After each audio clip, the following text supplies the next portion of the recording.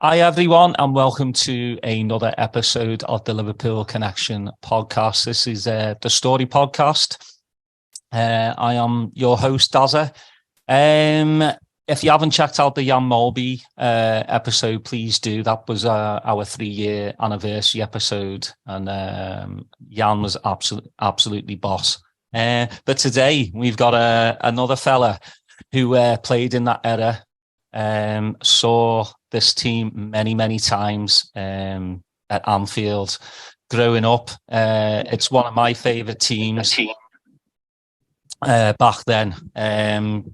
Comes close to the Klopp winning side, but still there was just so much flair in this team, and I'm so privileged to get to chat with another player from that era.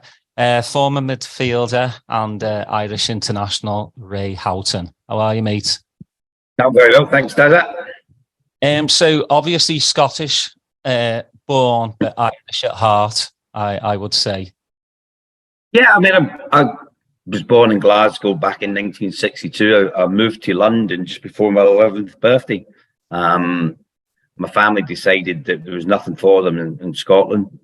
We made the move as a group. 2 older brothers, younger sister, mum and dad. So the 6 of us come down and made a life in England. Yeah, so it was interesting, different. And I mean, the size of London compared to even Glasgow is ginormous, so it was eye-opening when I first came down to England, and just to see what it was like, and got into football straight away. I was a keen footballer up in Glasgow, and I got into a team locally where I was staying, which was in Camden Town, and I eventually went and played for Islington Boys, which is a district in London. I got into their side, and we had the likes of Chrissy White, who played for Arsenal and Leeds. He was in my team, and Chrissy Ramsey, who represented Brighton in the final against Manchester United. So we had a decent side with some good players. So how was it, your early career? Because I know you had some setbacks, before playing for Oxford and then Liverpool, of course. But, you had what, the Scottish coach? Was it the under-18s? Said you Yeah, that was... I mean, that's a bit. Yeah, that was Andy Roxburgh. Yeah, Andy Roxburgh. I was at West Ham. I mean, I was very fortunate. I mean, I was when you played for Islington Boys, as I did from 11 to 13. Part of the deal was you trained at Arsenal on a Tuesday or a Thursday night, one of the nights. The scholars, the ones that Arsenal really liked, they would train every Tuesday and Thursday. But we were invited along to come and, participate, and they kept their eye on us to see what we were like. Problem with me was when I was 11, I was 4 foot nothing. When I was 12, I was 4 foot nothing. When I was 13, I was 4 foot nothing. I didn't grow. And that was a major problem. I mean, I had a picture back in the day when Chrissy White was in the team. Chrissy was 6 foot when he was 11 or 12, and in the picture it looks like I'm kneeling down. I'm actually standing up. That's how small I was in comparison to him. So I didn't stay at Arsenal. I moved away, and then a friend of mine called Dennis Phillips got picked up by a scout called Bruce McClellan, affectionately known as Mac. And Mac couldn't believe how good Dennis was and wasn't at a football club. And completely out of the blue, just said to him, "Is there anyone else like you?" And it was as simple as that. And he said, "Yeah, I've got a pal who I play with called Ray Houghton." And Mac came to the house, never seen me play, signed me up on schoolboy forms. I went to West Ham training on a Tuesday and a Thursday night. And within 6 months, I was signed on as a pro. That's how lucky you can be in football. Yeah, it's crazy. You hear all obviously it's a bit different now. But I mean, even with the likes of like Jamie Vardy, he was playing one week, in League 2 or 3, and then all of a sudden, you're pushed in the Premier League. But for you, I mean, for being that young and then getting the chance to play like at a club like West Ham, and then all of a sudden that dream's kind of shattered. I mean, that's what I mean, Ray, with a lot of like the mental health issues too. With the kids of today, all of got on their mind is football. and then at 16 they're let go by, you know, the club that they love, and they're in obscurity. You know, there's no backup for them. So I think, I do think it's slightly different today, and I would say over the last 20 years, maybe a little bit longer, and that is that you've got academies where kids go into when they're 6, 7 years of age. I've never really agreed with that personally. I think playing with your mates is much more important. You know, I mean, where I grew up in Scotland, we had a big field. We called it at the back, so it was in between all the tenement blocks. And there was just one big, massive pitch. And it didn't matter if you were 5 or you were 65, you could play in the game. So it ended up with like 50, 60 a side. Let me tell you, see, when I was 5, I learned how to get out the way of the 25-year-olds who were determined to get the ball, because they didn't care what age you were. They were coming in and smashing in the challenge. So you learn probably more playing in situations like that than you would have done playing at academy, where it's all A passes to B, passes to C, passes to D. And I can understand why, you know, when your kid's gone through all that for a number of years, and then all of a sudden, you know, that's taken away from them, how that can affect you. It is about your mental strength as well, because I'll give you an example. I had 3 years at West Ham. My first year was learning how to train, because I'd never trained full time before. This was all new to me. So I was 9 stone wet through, and all of a sudden I'm training Monday morning, Monday afternoon, Tuesday morning, Tuesday afternoon, Wednesday morning, Wednesday afternoon, Thursday, Friday, and playing on the Saturday. You know, now I've got to do all the kit and all the work that the youngsters have to do before training, after training. So I was leaving my house at 6:30 in the morning to get in, and I wasn't getting home till 7, half 7 that night. I was knackered. You know, I was just had nothing left. So when second year I got a bit better. In my third year, and what turned out to be my last year at West Ham, I scored 19 goals from midfield, 19. And I got a free transfer. Today, I would probably get a 6-year contract, 150 grand a week. That's the difference. That's another thing that's changed. You know, people, the big clubs have got more money to farm out on certain players and give them huge wages and keep certain people on. But it's difficult for the youngsters that have been there from the age of 6 or 7, get to 16, and then they make 17, 18, and they make a big call whether they're going to give you a pro contract or not. And then your dreams are shattered at that moment. That's what happened to me at West Ham. My dreams were shattered. I was like, what's the only good thing was because I had such a good season. I had confidence in myself. And then your phone starts to ring and people start sending you letters, and you know, they hear that you're available on a free transfer. And then you go start talking to clubs, and that makes it a little bit easier. But the ones that don't get them phone calls, that don't get them letters, or their agents not, you know, taking any calls from anyone, I would hate to know what they've got to go through. Because I know the percentage is extremely high, the youngsters that don't make it, and there seems to be no real nowhere for them to go. A lot of them not done. Some of them, I'll rephrase that. Some of them might not have done as well as they could have done at school, because all their dreams and ambitions is on being a footballer. I always, if I ever do a talk to schools or whatever, I always say to the really talented players, get an education first. Yeah. You always need something to back up for you, you know, in your life, and getting a good education is certainly one of them things that I would advise them to do.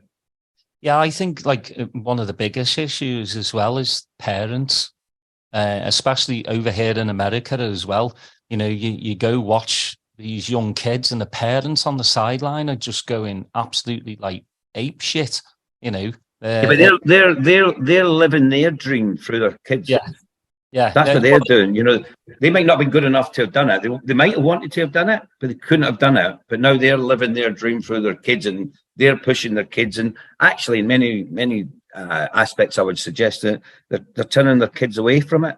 You know, the kids are like, really? Is this what it's about? Am I going to get, you know, I'm going to get social media pressure? You know, we all see that. But you don't want it from your own parents, you know, like when you go in and they're, you know, picking you apart, what you done that day and what you didn't do and what you could have done better. You know, you don't want to go through that. You know, you want to leave that to your coaches and your manager. They'll give you the best advice. Your parents are there as a support group, you know, to help you when things are going tough and, you know, get you through it. But it's not for them to keep telling you where you've gone wrong on the pitch. I don't think that helps. Well, you know, they want child to be the next Ronaldo or Messi, you know, and that's once in a lifetime, isn't it? These kids that, you know, grow up to be Messi and Ronaldo. So yeah, it's just hard to watch. But how were your parents? Very supportive? Well, my mum died when I was 16, so she never got to see me play professionally. So that's obviously one of my big regrets in life, that you know, for the support that she gave me up to that point. You know, she always used to say, "Believe in yourself. You know, you're more than good enough." And then for her not to see me actually make it, you know, sign that pro contract. My dad was there. Yeah, my dad. All my family have played football. My two older brothers, one had trials at Derby, one had trials at Chelsea, and one or two other places. My dad could have been a professional, but my mum was more important to him at that particular time, and he didn't go and realise his dream, if you like. But he was a very good footballer, so it's been in the family for a while. But I was the one that was lucky enough to, you know, get the pro contracts. But yeah, my dad was always there. You know, he had us supporting Real Madrid as kids. You know, like he used to watch the top teams back in the day and used to tell his story. He liked George best and one or two others, but he was a real connoisseur of the game. So Real Madrid was, you've got to watch these and the kit that they wear and the way that they play. This is the way football should be played. So very much we grew up with that and watching Celtic play as well. So from West Ham, you know, you think your dreams are shattered, but obviously, you know, the phone rings, which is always good. And I find it very, like, you know, back then there wasn't really like agents, too many agents. You know, it was, you know, you meet the new club and you shake hands. And, you know, you go about your business. You know, there's not like 10% for you over there, 15%. So how was it for, you know, your next foray into your next club? I've never had an agent. Never had agents through my whole career. Wow, I didn't really see the need for an agent. No, in hindsight, and I know you said, but I think there's times when agents take the pressure off you a little bit. So you're not going in there and butting heads with the manager all the time about, you know, what contract you should be getting or one thing or another, because all at least he's followed. And I'll tell that a little bit later about Graham Souness when I was at Liverpool, and you know the reasons why I left. Because I didn't have an agent. If an agent was doing the deal, it would have been a lot cleaner and a lot, you know, probably a lot easier. When you're doing it individually, it can be a little bit more stressful. But I went to Fulham. And it was mainly through Terry Mancini. I mean, Terry's the ex-Arsenal player, QPR and other clubs. Terry was the reserve team manager at Fulham. And we played in the combination, which is the reserve league in the southern part of the country. You know, you would have the other one up there with Liverpool, Man United and all that played. And we had the one down south, if you like. And we'd played against Fulham a couple of times. And I'd done well, particularly in that last season where I scored 19 goals. So when Terry found out there used to be a pink form that used to go around. You used to sign it and put in your details. And then that would be sent off to the PFA, and then the PFA would send it to all the clubs to show you who the people that were getting transferred or up for transfer. So he'd seen my name and quite couldn't believe it, and had rung up West Ham and, you know, tried to find out a bit more about me and what I was like, and was asking the questions along the line like, does he drink a lot? And he went, no, I don't think he drinks. And he's a bad trainer. He's bad in his no. A few other questions that they asked, and he kept going nope. And then his final answer is, well, why the hell are you getting rid of him? He's been your best player this season. And that was the way it went. So that gave me confidence, you know, and that gave me a bit of belief. And I went into Fulham, spoke to Malcolm McDonald, who was the manager. Malcolm was really good on the one-to-one situations. He wasn't a great coach when it came to putting on sessions, but actually talking to you and, you know, talking about football, he was very, very good. So I got on well with Malcolm, and, you know, he sold the club to me very well, because the season before they just got promoted from the third to the second, which would be the League One to the Championship today. So Fulham were currently playing in the Championship when I went there, and we had a great side with some very talented players and a good manager, and it worked out really well for me. My first season, it couldn't have went any better. You know, it was as good as I could have expected from it. Well, I had Chris Kirkland on a couple of months ago, and he was just telling me about his agent. He didn't know even how much Liverpool paid for him. He didn't know how much he was getting. He was like, I just left it to the agent. You know, I just showed up for work. I was like, wow, that's taken some pressure off. But I think I'd like it personally. I think I'd like to know, you know, what was said and what was going on as well. I mean, I think just to take yourself. I mean, I know that. I mean, I've heard stories of players today that, you know, their agent pays their electricity bill, their gas bill, you know, their rates bill, and players have got no control over the money. Well, that would never have been me. You know, I don't want someone else taking control of my bank balance. That's my decision. What I want to do with it, not someone else's. So I think players were a little bit. They wanted people to take control of their lives rather than taking control of it themselves. You know, and that even came down. I mean, even at Liverpool, I hated it. They used to take your passport off you. You know, so when you come back from your holidays, they give you a passport, and you had to go and ask for it when you were going to play international football.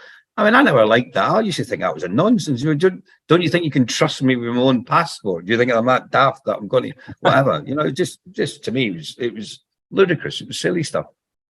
Well, playing for Oxford, you know, obviously Kenny had seen you, and I like, you know, what he wrote in his little diary about you. You know, Ray's a very good player, consistent, and then, you know, all of a sudden, I mean, but did you were you an admirer of Liverpool back then? Oh yeah, geez, oh yeah. I mean, I was fed up going to Liverpool and kept getting beaten. You know, I went there with Oxford 3 times, and we lost 6-0, 4-0, and 2-0. So at least we were going in the right direction. You know, we were keeping the scoreline down, but we were getting very used to taking, you know, kickoffs. You know, with the amount of times we were conceding goals. Yeah, I was a huge admirer of Liverpool. We actually, at Fulham, we actually played against them in the League Cup. We drew, I think it was 1-1 at Craven Cottage. The second leg, we went up to Anfield and we drew 1-1 again. And they went to a replay at Craven Cottage, and we lost 1-0.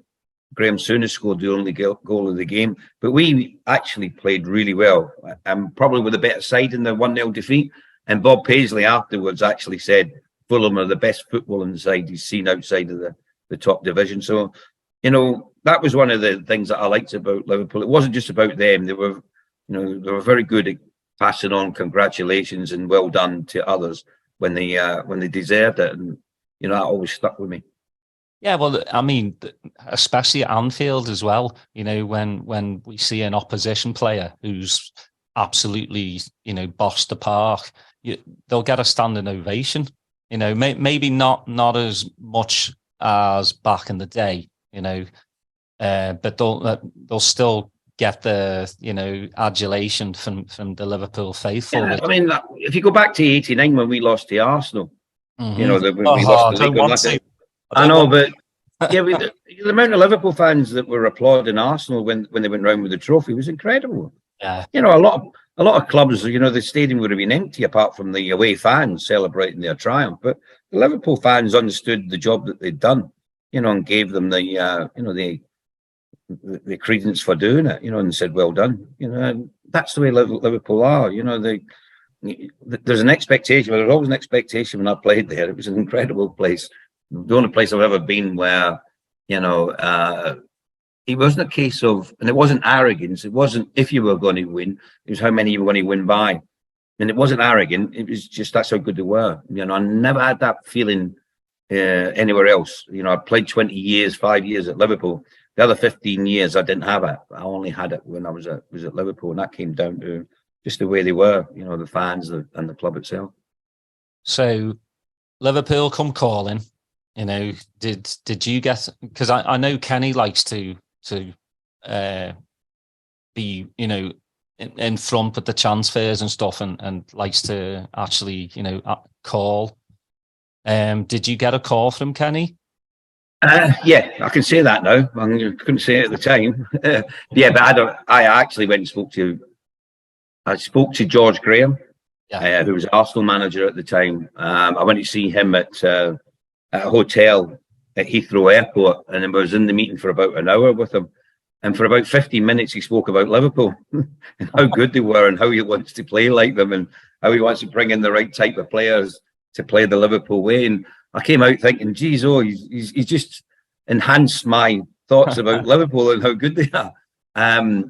Leeds United came in, Rangers came in, Glasgow Rangers came in for me.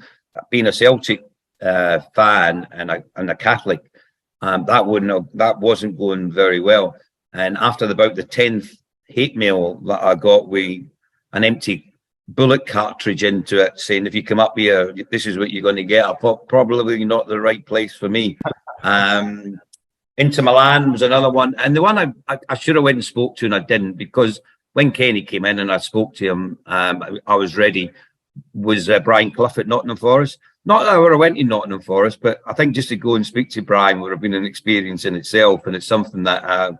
later on, I regretted not going just to talk to him and just to see what he was about. But once Liverpool were in for me, it was an easy task. And when I went up, I mean, it wouldn't happen today how it came about, in the sense that I was playing for Oxford against West Ham on the Saturday, and straight after the game, my wife and I were driving up to Southport to go to the hotel to meet Peter Robinson, the chairman, and Kenny.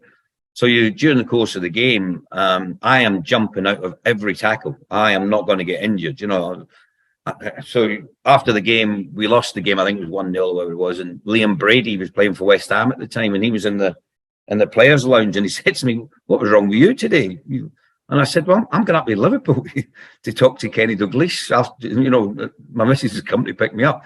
And he said, "Oh, no wonder you were jumping out of all the challenges and all. It wouldn't happen today. That just wouldn't go on. You would have been taken out of the situation, making sure you're 100% right, and went up to the club that you were going to sign for." But it was an extraordinary meeting where, it didn't last very long.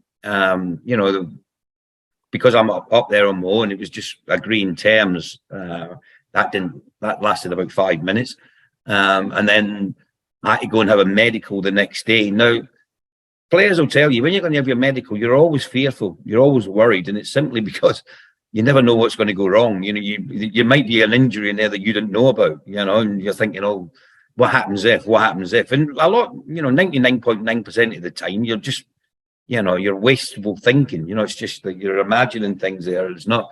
But I had my medical at a doctor's surgery, and it was Doc Reed, who was the doctor at the time at Liverpool, and he was an Irish doctor. And I went up and he sat me on a couch, and he moved my right knee about. And he went, "Yeah, that looks all right." Done my left knee, not too bad. Done my right ankle, my left ankle. I gave a urine sample. And this was the final thing that he asked me to do. He said, "I want you to put your finger out here like this and touch your nose." And I went like that. And he went, "That's it, you've passed." That was my medical at Liverpool. That was it. I signed that day, and I got on my wife was up with me, and we stayed over. She had to make her own way back home, and she had to go and pick up the kids, because we had to leave the kids with her mum and dad, because the two of us went up there. And then I went up with Kenny in his car up to Dundee, because we were playing in a testimonial game, and he wanted me to go and meet the lads. I had no gear with me. I didn't have a boots. I didn't have any trainers. I didn't have a tracksuit. All I had was the clothes and a little bit of stuff I was going to drive back in the following morning, and nothing else. And he went, "No, I want you to come up with me." And that was it. Off and running. It's a good job you could touch your nose. Who knows? If I couldn't touch your nose, I might not have signed. Yeah, if you would have missed, that's it. Your Liverpool chances. Yeah, my career would have started. Well, I mean, it must have just been great to just be driving up to Dundee with King Kenny.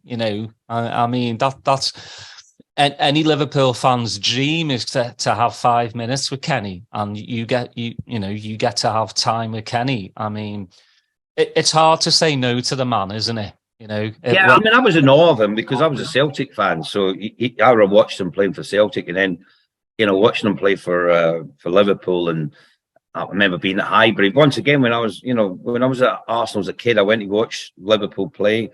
And I seen Kenny score goals there, and Liverpool play well, really well, and you just admired the football that they played. So to be in his company, and then for him you know, to be talking football and where he's seen your game and how you could fit in, you know, to the club was just extraordinary. You know, it's you know, sometimes you've got to pinch yourself. You think, is this really up? I mean, this was a little lad that was too small at 11 and 12. This was the lad that West Ham had rejected. And all of a sudden now you fought your way in. And that comes back to the, you know, you were talking about mental health issues. You know, you didn't have anyone around to help you then. You know, there was no psychologists at clubs. There was no one there to help you through things. There was no one to talk to. You know, you might talk to your teammates, but that's about it. And they're not philosophers. They don't really have an understanding about it. You know, they give you the best advice as they can. But you just, and yourself, you know, you need good people around you. You need good family members to help you as well at that particular stage. And that's what I had. And, you know, that's why I coped with it. Because Liverpool started that season unbelievably well. You know, and as I say, we'd gone up there with Oxford and lost 2-0. And we were fortunate just to lose by 2. So I knew how good they were and how well they were playing. And to get the chance to come and fit in and be part of that was exciting. Well, you're brought in, you know, not just by yourself, but John Aldridge, Barnsley and Beardsley, which, you know, back then was one of the best attacking lines in world football. Come your first day training, and then, you know, you're looking at some of the greats of Liverpool Football Club. Did you just go in head on? Or did you have the knocky knees, you know, syndrome? You're just like, Jesus Christ, this is the best of the best. Well, I'd known some of them, obviously, from playing against them and playing with them, you know, for the Republic of Ireland. So I've made my international debut. So the likes of Mark Lawrence and Roddy Whelan and others who played for Ireland were there. So when I went in, you know, I sort of knew them. They were talking with the other lads. So you felt quite comfortable quite quickly. One of the things I did realise, though, was how little they trained. You know, particularly at West Ham. I mean, at West Ham, you used to train till you were sick. You know, it was the hardest training I've ever had, West Ham. And I go to Liverpool, they were the best club. And the training is like, I'm like, is this it? Surely you do something else. Like, I just couldn't believe how little they did. And that was hard to get used to. You know, you're hardly thinking, my God, this is incredible. This is all that they do. The goalkeepers, they're not doing any, you know, like catching practice. We don't do any defending. We don't do any shape. You know, we're not practicing corners. It was just like, I was just like, this is great. This is incredible. But one thing that stood out straight away is, you know, you realise that what you could do on the ball, everyone else could do that, and most of them could do it better. You know? And that didn't happen at your other clubs. You know, you were probably one of the standouts. So when things were in training, they give you the ball. In matches, they give you the ball because they wanted you to do something. Whereas at Liverpool, you were looking around and everyone could do it, and you were like, "Oh, right." So you realised quite quickly that you weren't going to get as much as the ball that you once did at the other clubs. Yeah, even our defenders could dribble pretty Joggy, well. Yeah, Gary Gillespie. Yeah, they were all talented lads. They were all like on the ball. They were brilliant. You know, never panicked. Nothing was. You know, they were never phased. You know, you didn't think, oh, you know, they're under a bit of pressure here. It was everything was like under such control all the time. But I tell you what, I mean, there was times when it got a little bit feisty in training. You know, that was the thing. The one thing it did stand out. You know, everyone thought, oh, they're a passing team, and you know they've got. I tell you what, they could handle themselves. You know, that was one of the things that certainly stood out for me. Is they were real competitors when it came to it. Well, I heard there was no warm ups either. You just, you know, if you're on the bench, you just go straight on the pitch. Yeah, I mean, even like before a game, they were one of these clubs that were very superstitious. You know, I never got that. I never had any superstitions things. You know, like I had to go second or third or anything like that. But I'll give you an example. So my first game was Luton Town away on the plastic pitch, and we won 1-0. Gary Gillespie scored the only goal of the game. And then the next game at home on the Saturday, I think it was, we went to the Moat House in the city centre. So there was a big room where you go and eat, and there was a big table laid out.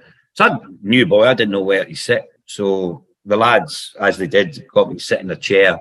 And I knew there was something wrong. You know, I'm not bad at sussing things out quickly, and I can hear and see the lads are giggling and they're chatting away at each other, and I'm thinking, oh, what is it? So the automatic thing was I'd spilled some of my pre-match meal down my shirt and tie, and it was on there, and they were giggling at that. So I had a quick little shifty down to see if anything was there. Nothing. That's all fine.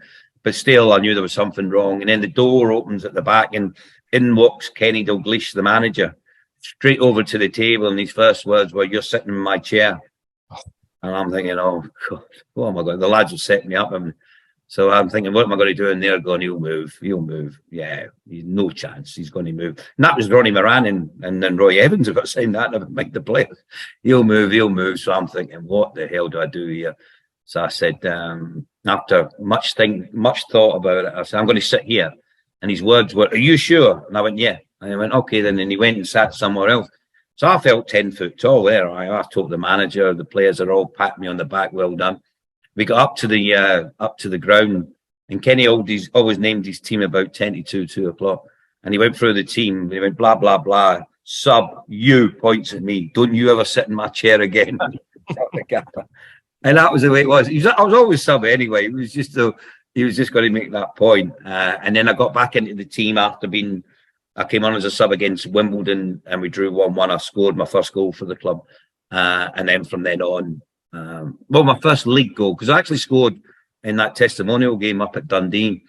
So my first actual goal of consequence was in that match. So against Wimbledon, we drew 1-1. Well, you took the iconic number 9, which was made. I didn't take it. It was the only one. It was the only one that was around. Oh, all right. There we go then. Yeah, I thought you were like, I'll have that. I've got no. I mean, that's even though Rushy's a forward and you're midfield. I mean, that's still one of the most iconic numbers. Oh, yeah. Oh yeah. I mean, the only reason why Aldo didn't want it, because Aldo wanted 8, because his hero was Roger Hunt. Mm-hmm. So he wanted to emulate Huntley, and wear that number 8. I mean, he was, people used to say about John taking 9, and John was like, John's a Liverpool fan, Liverpool's in his blood, and Roger Hunt is just the man.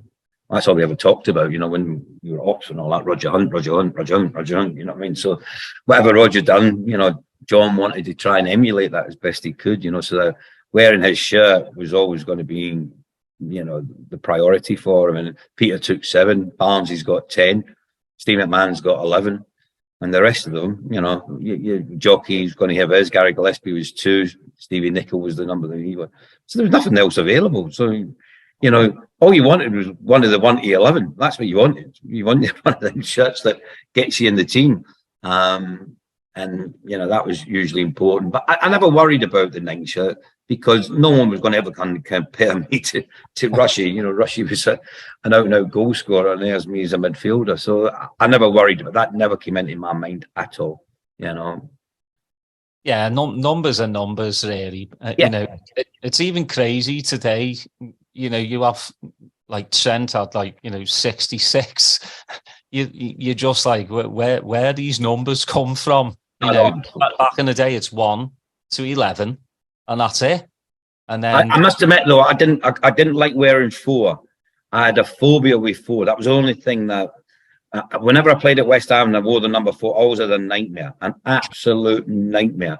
So I would say to the manager, I don't care. You can put me 2, 3, 5, 6, whatever you want. Don't put me 4, because I just, it's in my head. I'm going to have a nightmare. So every club I went to, I never wore the number 4 after West Ham. So I was fortunate enough for that. That was the only number. The only number ever worried me. I want to talk about your goal. I mean, so many Liverpool players play derbies and never score against the enemy. And your first derby in the FA Cup at Goodison, and you get to score the winner.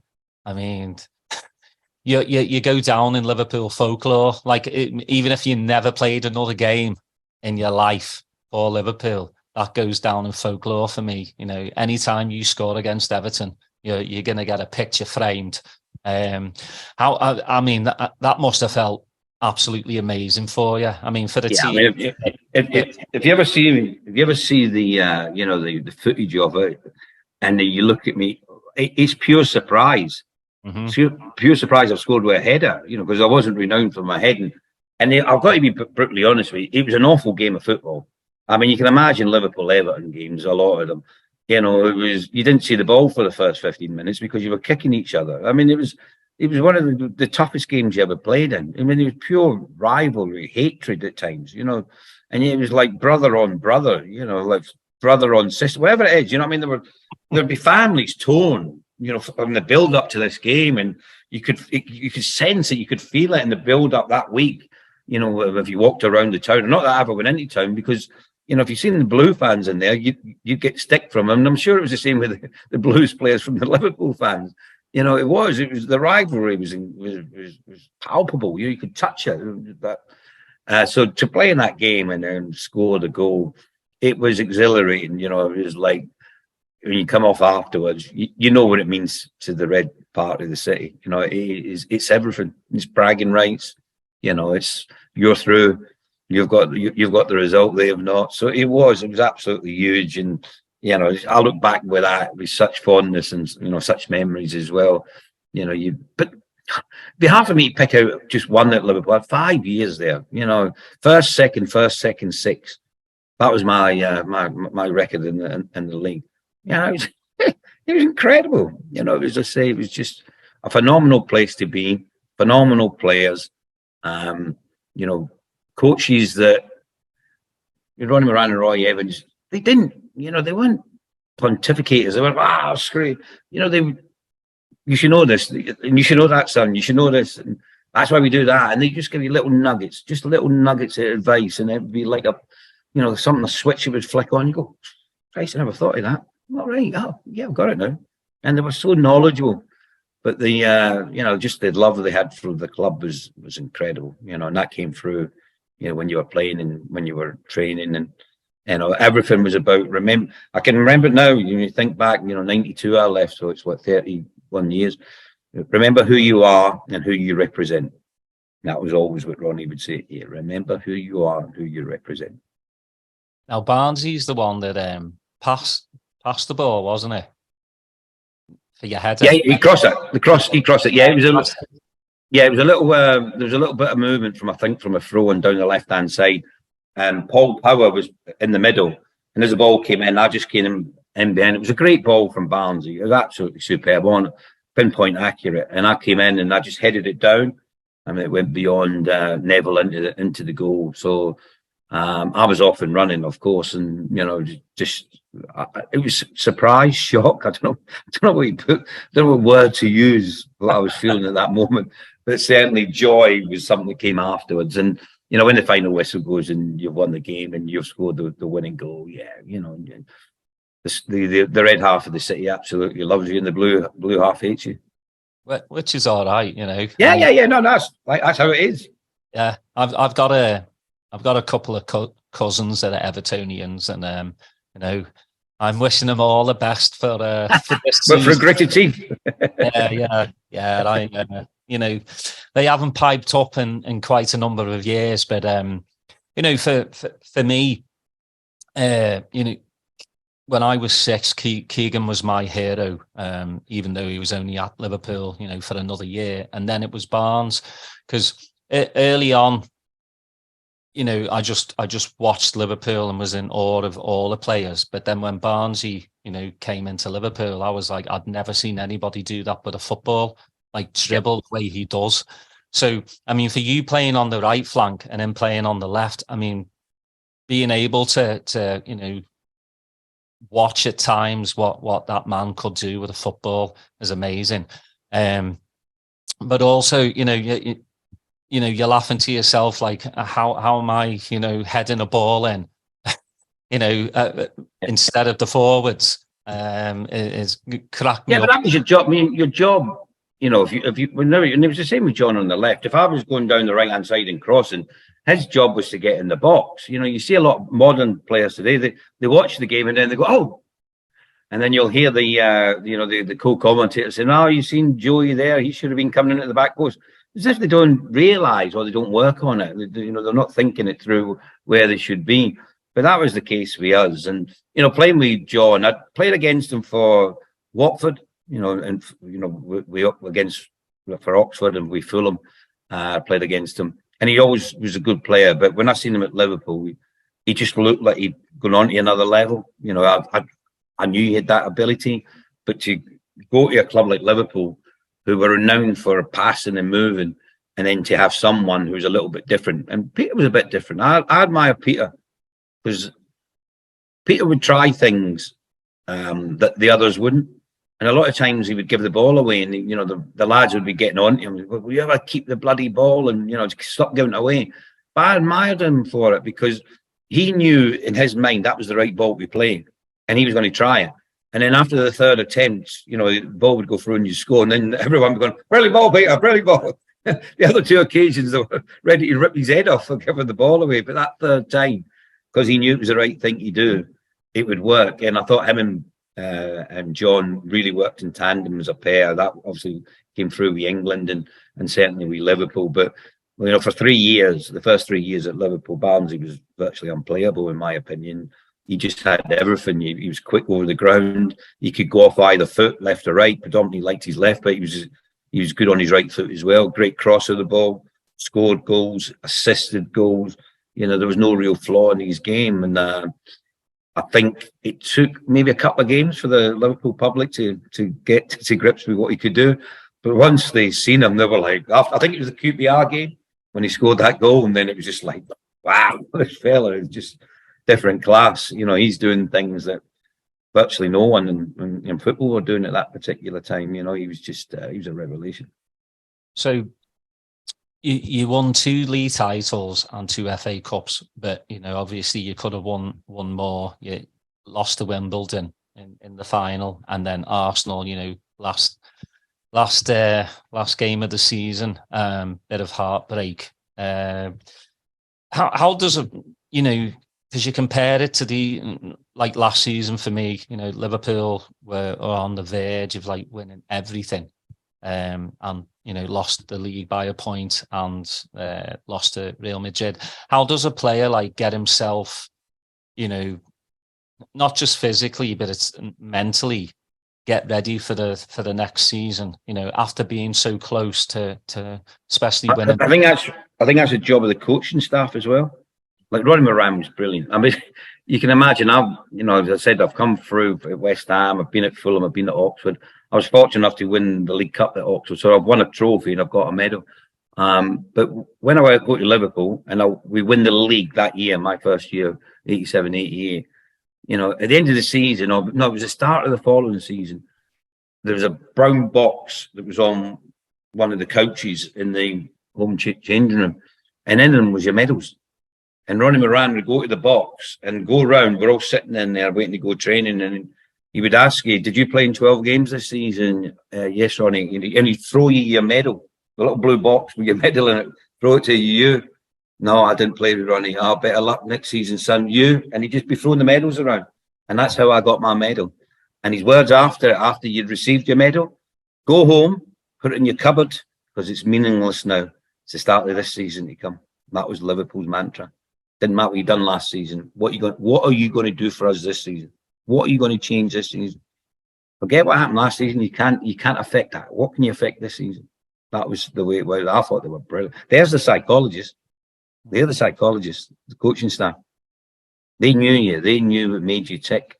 They knew the right buzzwords to use, to get you right for matches and for the season ahead. They're brilliant at it. It's only when you look back and you reflect, you realise, geez, how clever were these boys without you actually knowing it at the time. Yeah, I think that's the thing, isn't it? You're probably with Ronnie and Evans, probably in one ear, out the other, but then you do remember these things and you're like, Jesus Christ, I wish I would have really paid attention, because these men know what they're talking about. It's just we've seen so many amazing managers with Shankly and Paisley, but Ronnie, Ray Evans as well. Just they're very worldly in what they believe in, and I think they're not just great managers.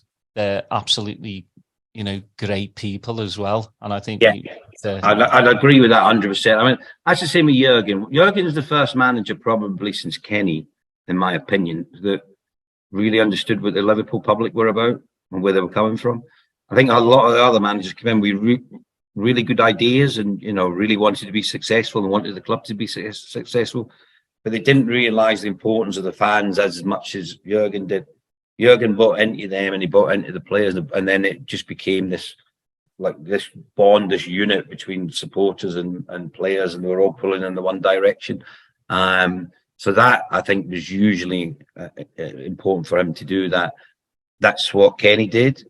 That's what Bob did, Joe Fagan and Bill did. They all bought into the Liverpool public, and they told them how important they could be for this club. Because at the end of it, I always say, whenever I go and do a dinner or whatever, or go and speak to people, I always say the same thing. I had the privilege of playing for Liverpool. Everyone that plays for Liverpool have had the privilege, and it'll always be part of us and always be part of our DNA and part of your future life. But fans are the custodians of the club. It's from your very inception virtually. This club is in your blood. Mm-hmm. You love it every day of your life. Players will come and go. Players will, I had a great time there, and but it might not be the most important thing to them. And fans sometimes don't understand that. It's a job, because the fans are like, no, this is my life. I met someone there a few months ago and not missed a game for Liverpool for 28 years or whatever the number was. He never missed a game home or away, pre-season as well. It's his life. That's what it means to the fans. They're the custodians of the club. They're the holders of the club. They're the ones of the glue that keeps it all together. The players are the ones that have got the privilege. The managers have got the privilege of managing the club. We had the privilege of playing for the club.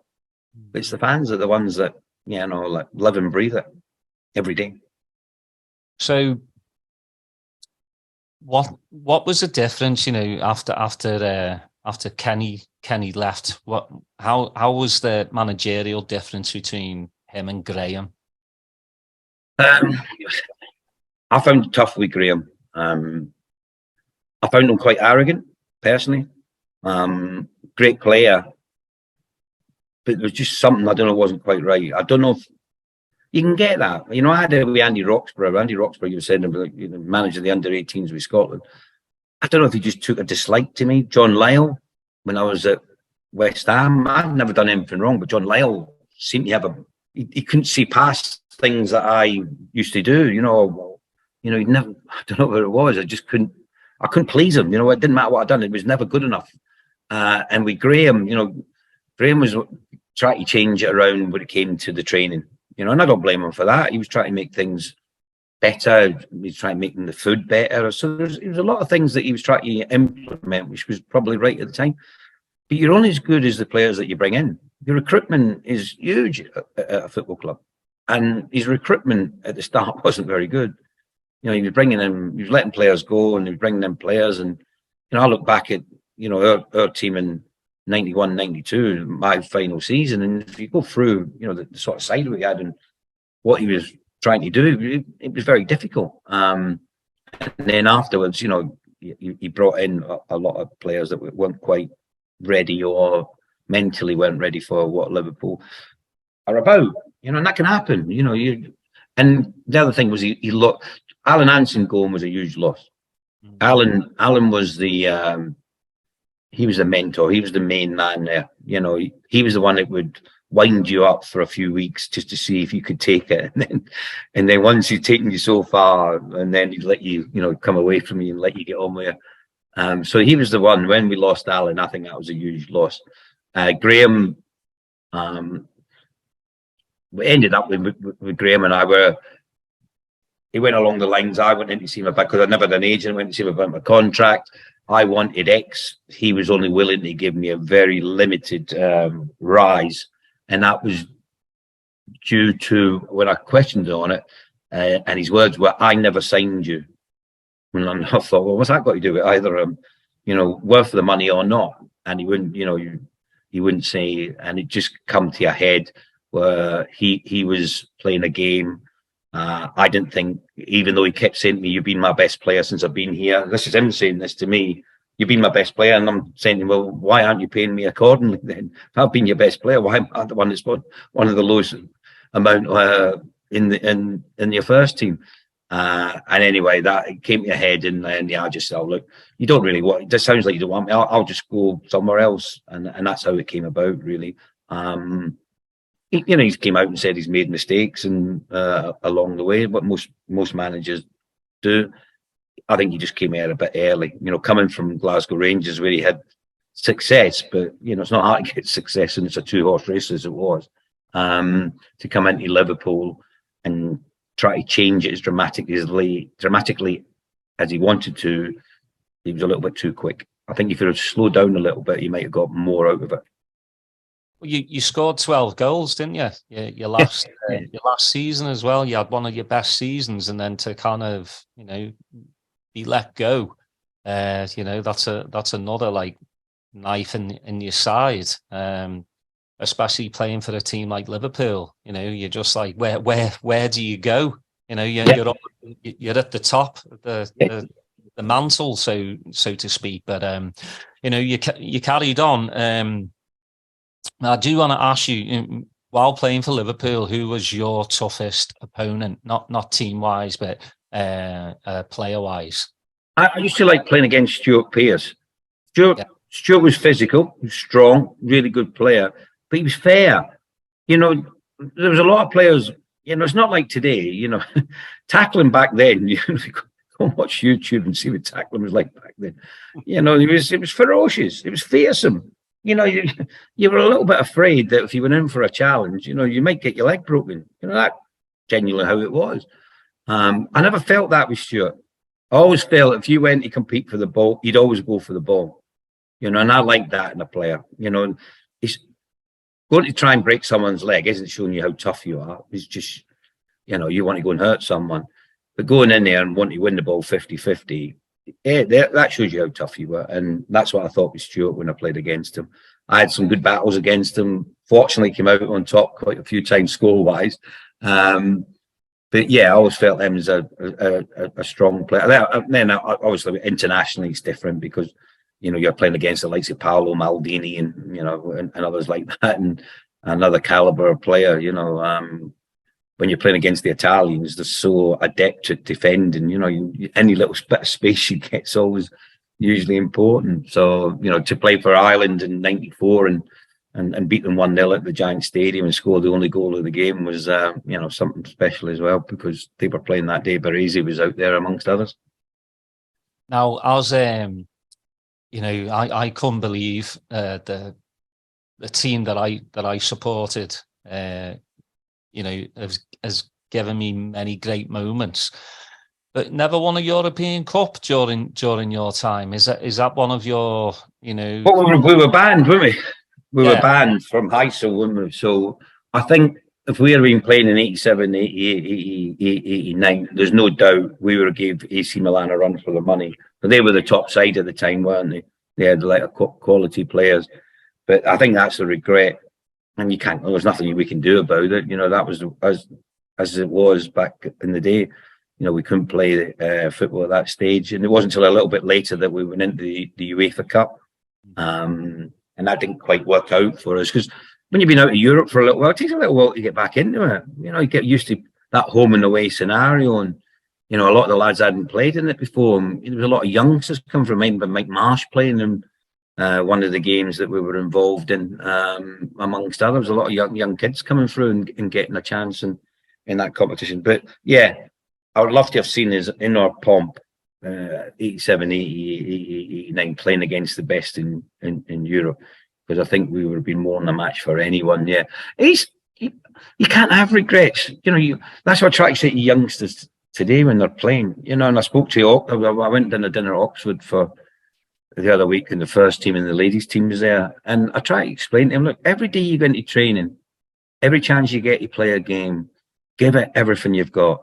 Because I tell you, your career will soon be over with. And the only thing you're left with is memories.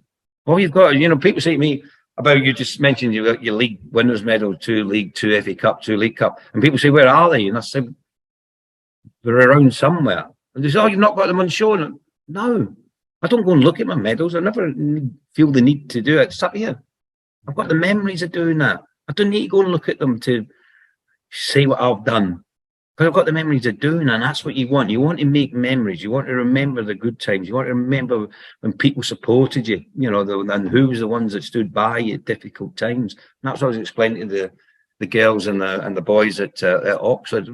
You know, remember your teammates sitting around for you, because they're the ones that will help you out in certain situations when you're playing or things aren't going well. They're some of them, but they'll come and talk to you and help you along the way. Listen to your coaching staff and your manager. They'll give you the best advice. Don't listen to people on social media, because they'll just help you. You know, when you do well, give you applause, and when you're playing poorly, just to criticise you. Just, you know, have a group that you trust and believe in, and they're going to give you good messages about how you're doing and make sure that you're good and safe and in the right place. And that's all you've got. You know, it's the memories afterwards. I've got 5 great memories, 5 great years with memories from Liverpool. You know, I can remember all the games that I want to remember. A lot of crap ones I played in, I don't want to remember them. I want to get them to the back of the memory out of the way. I don't want to remember them. But the good times, absolutely. And I'll tell you what, in 5 years, I had some outstanding times there. They were brilliant. Do you have a favourite memory? Funny enough, we get asked that question quite a lot when we go and do, you know, talks and all that. I think making your debut for the club, you know, as a kid, as I said, a midget at 10, 11, 12, you know, no one really wants you. You get your break. Looks like it might not happen. And then you end up at Liverpool. And you're making your debut. Wow. I mean, how your fortunes change. And for me, that was one of the games. The two, I always mention 3 games. That one, when we beat Nottingham Forest 5-0 after the semi-final, and the Everton game after the FA Cup final, after what happened at Hillsborough. They're the 3 games. When a city after Hillsborough that comes together in the way that it did, just typified Liverpool as a city, and the people are there. You know, that was it was a game we couldn't lose. It was a game I didn't want to play in. After Hillsborough, I didn't want to play the rest of the season, to be honest. I didn't think there was any real point. But then when you're forced into it by, you know, the footballing public to say you've got to play, not the football, but the football owner, whoever's in charge of the league and the cup, and saying, look, you've got to play on. We did what we had to do, and, you know, we tried to respect the memories of the people who had passed away and the family members that were there still hurting from their losses, and you just try to ease that pain a little bit by winning the final. Now, let's come on to, you know, we've talked about Liverpool, and like I said in the beginning, it would be wrong of me not to ask you about your goal against England in the 88 Euros. Tell me about it, Ray. Come on, in all its beautiful glory. All in its glory. Well, listen, in the build-up to it, it was all once again about England and how successful they're going to be at the Euros, and, you know, there's a good chance that they could win it once again. And there's no doubt England had a top team. You know, you had the likes of Lineker up front, you had Barnsley, you had Beardsley, you had all the players were there. They're the top team, top players. But one thing I do remember, Jack Charlton, manager of Ireland, saying to us, you know what, we've got a real chance. And I don't think anyone, even in Ireland, thought we would beat England going into it. But Jack did. Jack had this real confidence to do it. And listen, we rode our luck. We yapped in games. You know, Otto came on and created a few chances for Lineker, which our keeper made some save, got great blocks and hit the post, but just went wide when it looks like they were going to score. We ended up winning it with my goal. And if you ever looked at it again, whoever was directing the footage of the match, when the ball got played over and I head it over Shilton into the back of the net, and I run over to the corner, I'm followed by John Aldridge and Ronnie Whelan, my 2 Liverpool teammates. So as I'm running over there, the camera goes off of me and goes straight to John Aldridge, because they must have thought there's no way he scored with his head. It must have been Aldridge. So he panned back to Aldo, and here's me on my own, whatever, celebrating. Then Ronnie gets to me, and then John's there. But it was an incredible feeling afterwards when we won the game. And I went into the changing room and spoke to John Barnes and Peter Beardsley. I think I changed shirts with John, and they were completely devastated. But I remember Jack Charlton saying to me, "Don't you ever do that again." And I said, what score against England? Because, he was a World Cup winner with England. I said, what score against England? He said, no, score that early. He said, that was the longest 84 minutes of my life. Well, it made a lot of Scousers happy. Yes, I'm sure it did. Yeah.